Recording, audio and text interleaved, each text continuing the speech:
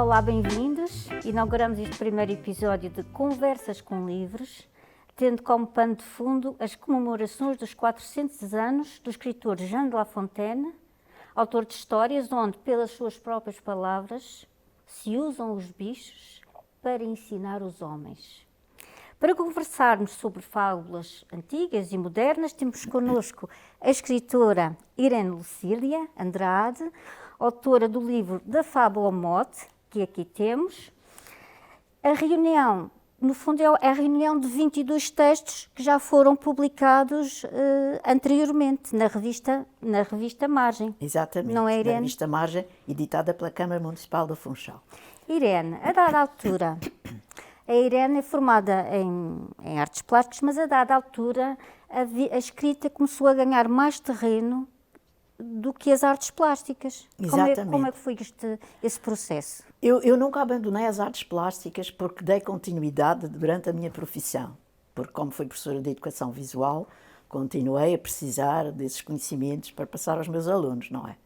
E de vez em quando tenho assim uns desafios de pessoas que me vão pedindo várias participações em exposições coletivas, raramente, mas de vez em quando, em todo o meu percurso, houve algumas exposições coletivas onde eu participei, até há relativamente pouco tempo. Houve uma no Teatro de Santo António, em que eu participei. Mas a escrita, porque é também um modo de expressão, e desde miúda que eu sempre gostei de desenhar, de ler, gostei das palavras, essas coisas. Comecei a usar as duas em simultâneo durante um certo tempo, na minha adolescência, mas a certa altura, porque depois do meu curso de Belas Artes, para eu seguir uma carreira de pintura, que era a minha escolha, tinha que ter um ateliê, tinha que ter todos esses materiais, eu preciso dispor de muito tempo. A logística é maior, não é? Exatamente, dispor de muito tempo para se pintar, não precisamos de uma tarde, ou de uma manhã, ou de um dia inteiro. Para escrever em 2 minutos, se vier uma ideia qualquer que a gente queira pôr no papel, tem um papel, tem um lápis, pronto, registra a ideia e é muito mais fácil. Aliás, este livro tem ilustrações suas. Pois tem. É ilustrado por si, o livro Exatamente. Da Fábula ao Mote, que tão bem veio a calhar nesta altura da comemoração dos 400 anos. De Jean La Fontaine, exatamente. Ou seja, as artes plásticas também nunca desapareceram da sua vida. Nunca desapareceram por completo, não. Mas a escrita, pronto, comecei realmente a dedicar-me à escrita e vem um livro atrás do outro, sobretudo a poesia, comecei por poesia. Sim. Só mais tarde é que veio a escrita narrativa, muito mais tarde. E então aí é que eu publiquei, enfim, textos mais longos, não é? Dos romances, as crónicas, essas coisas todas. Mas comecei pela poesia, que também eram textos muito curtos, portanto fazia-se rapidamente, nem por isso. Sim. Nem por isso. Às vezes nós começamos a fazer um textozinho poético, mas de repente aquilo para ali e já não é possível continuar, até que venha uma nova ideia, ou para ali e fica, ou então poderá mais tarde surgir uma ideia e a gente volta. Acontece isso. Relativamente à Fábula ao Mote, este livro de que vamos falar mais adiante, é engraçado porque as fábulas de La Fontaine, por aquilo que nós conhecemos, elas baseiam-se numa premissa moral, não é? Exatamente. Mas neste seu livro, da Fábula ao Mote, é o contrário. É a história que depois que dá origem ao mote. Como é que isto aconteceu? Ela pode ser interpretada das duas maneiras. Pode-se seguir as duas direções, do mote à fábula, da fábula ao mote. É indiferente. Só que isso tem uma história. O facto do mote vir no fim tem uma história. Houve muita gente no princípio perguntou porquê o mote no fim, que geralmente o mote é que dá o mote. Exato. Para que se faça o texto. Surgi precisamente porque antes destes textos que eu escrevi para a Margem, eu tinha uma colaboração no Diário de Notícias para crianças que esses textozinhos chamavam-se Presentes e Recadinhos. Os presentes eram a história, portanto era uma historiazinha pequena, aquilo ocupava, era publicado na Malta do Manel, portanto uma separata para crianças, e ocupava 1/4 de página, mais ou menos. E era um textozinho curto, era o presente, e depois eu pretendia com esse texto, tinha um sentido pedagógico e pretendia levar às crianças uma mensagem. E então essa mensagem vinha no fim e era o recadinho, presentes e recadinhos.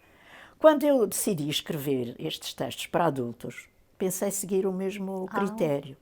Portanto, seria um texto e haveria um recadinho, que já não seria um recadinho, mas seria um mote. O mote. Passaria a ser Muito um mote. bem.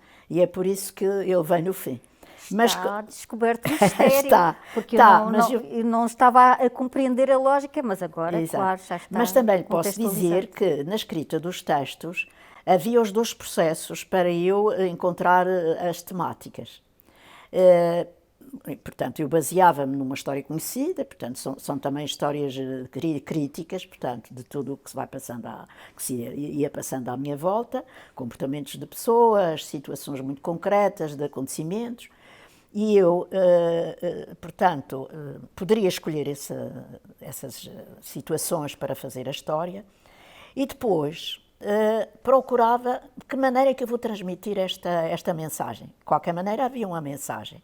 E eu ou me inspirava num provérbio popular, ou ia a um dicionário que eu tenho, que é um dicionário mesmo que contém provérbios e alocuções latinas, e aí há muita coisa, muito pano para mangas. Eu encontrava muita coisa dessa.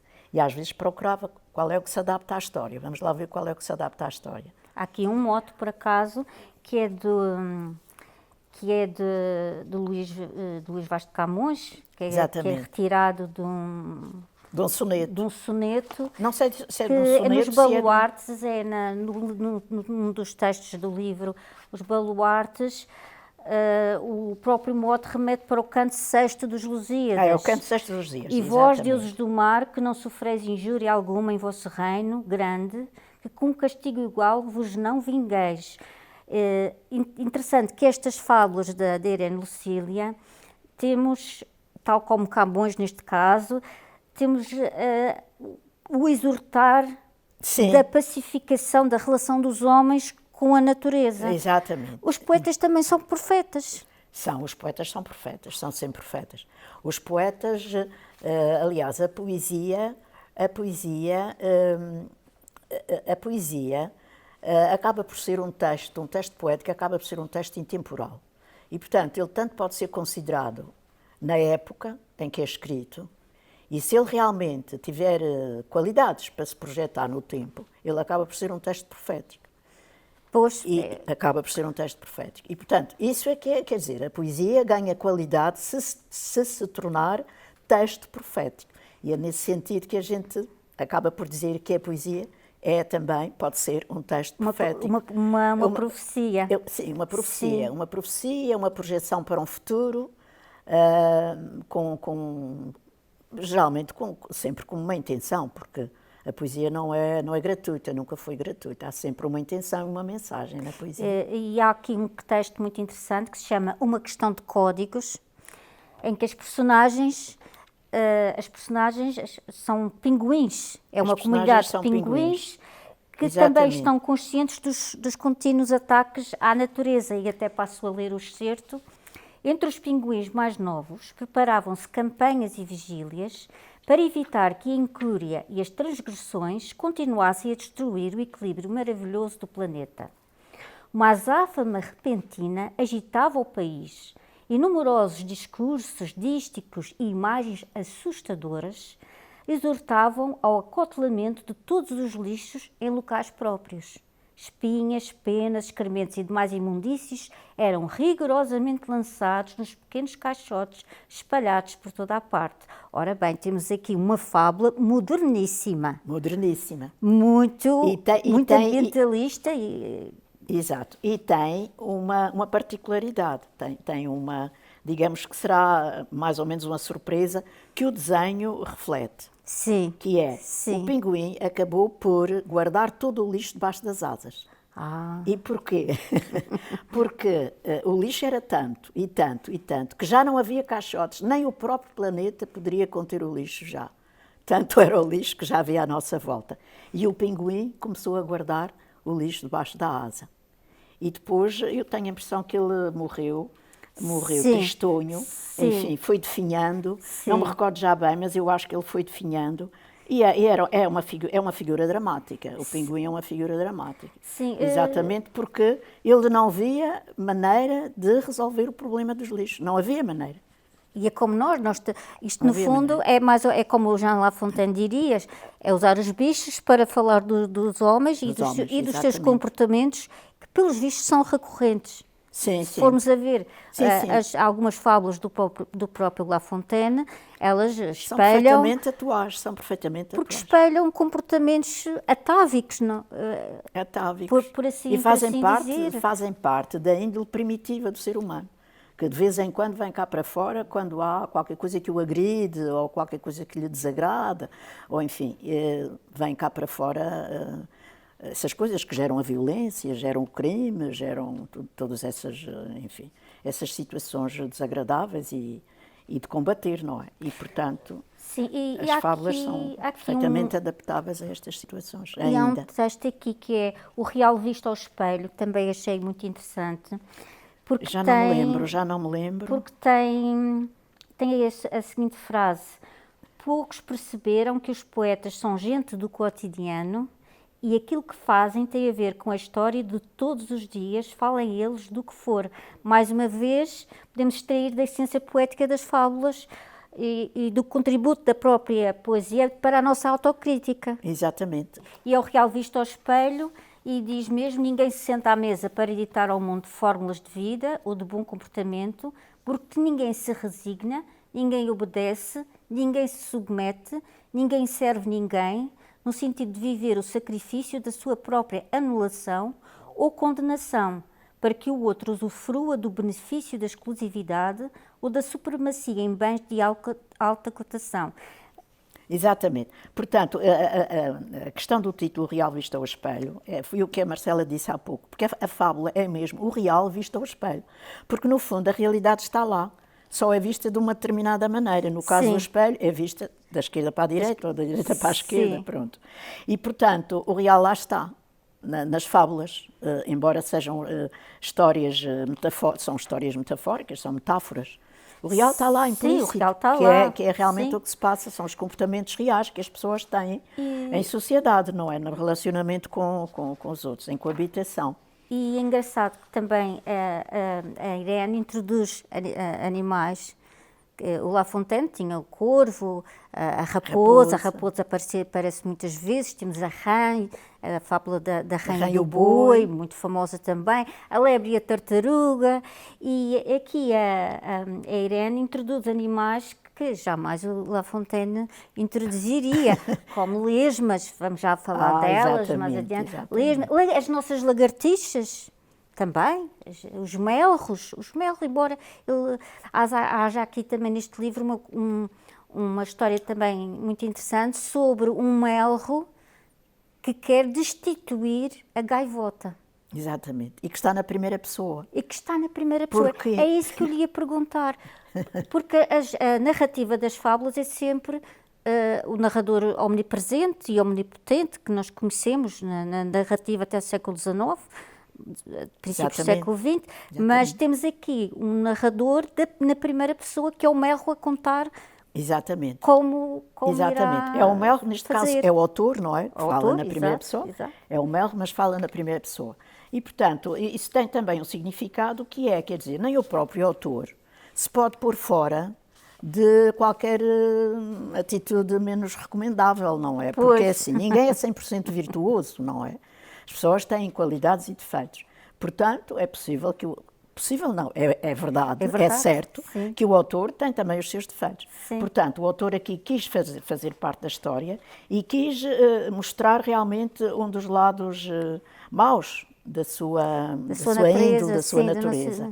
E, portanto, conta a história na primeira pessoa. Aqui é o Mel, mas é o autor, ele é o autor do próprio conto, da própria história. Isso é ele que vive essa história, que é o maldoso, e reconhece que é maldoso. Ele depois reflete, parece que reflete sobre isso, penso eu, que já não me recordo bem, mas ele reflete sobre o seu comportamento. Reflete sobre o seu comportamento e é ele próprio que depois engendra a mensagem positiva daquele que se pode retirar daquele comportamento que é reprovável, não é? A mensagem positiva da parte do remorso que ele sente e do ter realmente reconsiderado a sua maneira de estar e de atuar. Já agora, voltando ao La Fontaine, como foi o seu primeiro contacto? Recorda-se com as fábulas de La Fontaine? Foi na escola primária, nos livros de leitura, Sim. que vinham Sim. as mais conhecidas ainda hoje. O Homem, o Rapaz e o Burro, Sim. a Cigarra e a Formiga, Sim. o Corvo e a Até Raposa. vinham nos nossos cadernos, até vinham nos próprios cadernos com linhas. Eu lembro de ler as fábulas no verso dos cadernos. Que vinham com linhas. Eu nunca tive esses cadernos. Eu tive esses cadernos. Ah, E as bom. fábulas eram também, portanto... Pois que eu sou mais antiga, sou mais velha do que a Marcela. Mas e nessa altura não havia esses cadernos. Mas eram cadernos muito giros que tinham a fábula Sim, do no outro verso. lado. E há alguma fábula assim que gostasse mais ou até não goste mesmo? Acho que Não há nenhuma que eu não goste. O que há é várias interpretações até das fábulas. Porque, por exemplo, em relação à fábula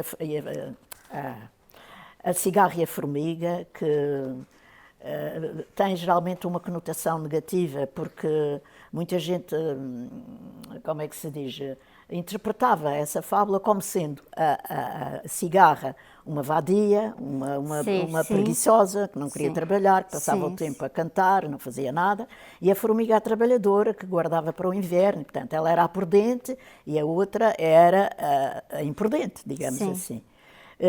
E eu lembro-me de ler, e nessa altura, até eu lembro que eu andei num colégio de freiras e as freiras tinham uma maneira muito, enfim, própria de interpretar. E então a cigarra era castigada pela formiga, mas atualmente já se modificou a interpretação da fábula, porque a formiga ajudou a cigarra. Assim como também o leão e o rato. Também o rato acabou aliás, o leão acabou por se tornar amigo do rato, porque o rato era pequenino, mas também a verdade é que o leão tinha acabado de comer também. Isso aí também é subterfúgio. Exato. É melhor não entrar por aí. Sim. É melhor não entrar por aí. Mas eu vou falar então. Sim. Eu vou falar então de uma que, por ser muito abrangente, eu acho muito curiosa, que ainda hoje tem uma razão de ser e deu origem a vários provérbios, até populares, referimos populares, que é o homem, o rapaz e o burro. Essa é O fabulosa. homem, o rapaz e o burro. Muito bom. Olha, podemos traduzi-la por morto por ter cão e morto por não ter. Exato. Cada cabeça, cada sentença.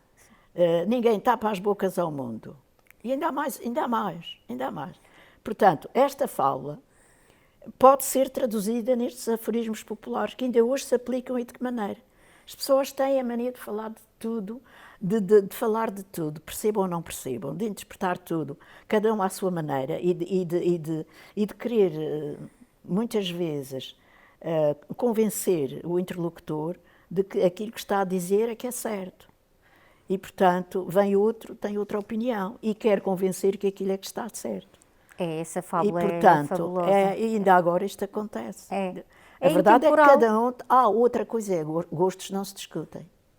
Isto é certíssimo também. aforismo. E isto está certo, não há mal nenhum nisto. Portanto, mas a regulação moral dos comportamentos, o género da fábula é mais antigo do que nós pensamos, remonta à antiguidade, existe em várias geografias, não é só na Europa, não é só, foi só La Fontaine, as fábulas têm Claro. histórias, já são histórias muito antigas. E as fábulas têm origem nos sumérios, né? Portanto, 2300 e tal anos antes de Cristo. Nas primeiras escritas, Nas primeiras escritas, na cuneiforme, exatamente. E depois na Grécia também. Foram usadas por Platão, Aristóteles, Hesíodo. Também Hesíodo, que escreveu Os Trabalhos e os Dias, lá está. Os Trabalhos e os Dias ligados às estações e ao trabalho da terra e aos comportamentos das pessoas no seu relacionamento. Portanto, esta regulação moral dos comportamentos é mais antiga do que muita gente pensa. Exatamente. Isso fascina. Exatamente. Isso fascina. E prova de que realmente não houve grande evolução da parte da pessoa humana. Portanto, houve uma mudança, as civilizações mudaram, o pensamento mudou, mas lá está, como eu dizia há pouco, a índole primitiva do ser humano ainda lá está, muito polida, muito transformada pela educação, mas mantém-se se não houver cuidado. E aí nós temos que pensar muito nas crianças, temos que insistir muito nas crianças para que os tais valores que, entretanto, começam a estar um bocadinho a interrogação, não é? Portanto, Continuamos a valorizar essas coisas, portanto, continuamos a manter alguns valores que são importantes. E usar os bichos para... E usar os bichos usar também. os bichos para ensinar os homens, como aliás já disse La Fontaine. Exatamente, e há um livrinho do José Jorge Letria em que ele reconta, portanto, recupera as fábulas para crianças também há relativamente poucos anos, não sei quando, mas já há um livrinho em que ele recupera as fábulas. São intemporais. Neste seu livro, outro animal muito original, aliás, é a minha fábula preferida, tem a ver com lesmas. E a lesma, nós pensamos na lesma como um animal minúsculo, até um bocadinho repugnante, mas nesta fábula revela a lesma como um ser mais elevado do que parece. Já agora, pode ler este excerto? Eu vou ler e vou comentar. Obrigada. As lesmas não têm lugar no mundo plenipotente dos vertebrados, mas por onde passam, em vez de uma pegada funda e buçal, deixam no piso um subtil esboço de ideograma prateado, despertando em olhos mais atentos algumas óbvias interjeições. Oh, talvez que das lesmas o rasto cintilante seja uma maneira estranha de voar. Eu já explico porquê. Eu lembro-me que, quando eu era miúda, adolescente, muitas vezes entre nós, as miúdas, usávamos, e ouvíamos mesmo os adultos, quando havia alguém lento, alguém, enfim, sem brilho, uma pessoa que nós considerávamos inferior, enfim, entre aspas, nós dizíamos, ele é uma lesma. E nós muitas vezes chamávamos aos colegas, tu és uma lesma.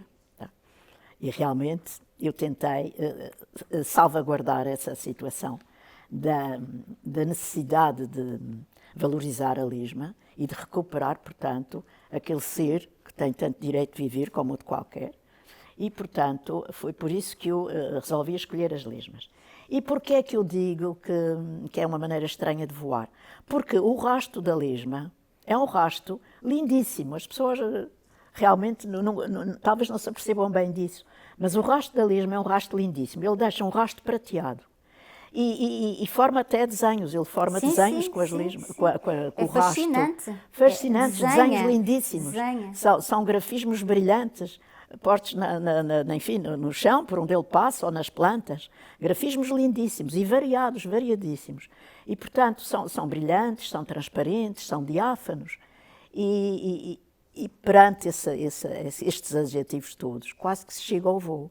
Portanto, quase que a lesma voa, passa por ali num rasto levezinho, porque nada daquilo é pesado. É muito leve aquela passagem da lesma pelo chão, pelo sítio onde vai passando. É muito leve. E então é como se fosse o rasto de um voo. O rasto de um voo. Irene, em nome do Arquivo Regional e da Biblioteca Pública da Madeira, agradeço a sua presença. Neste momento em que as fábulas antigas, modernas, continuam a contribuir para darmos mais de perto a nossa humanidade. Da Fábula Mote, da autora Irene Lucília, está disponível nesta biblioteca perto de si. Até breve e leia bons livros. Muito obrigada. Obrigada. Obrigada, Marcela.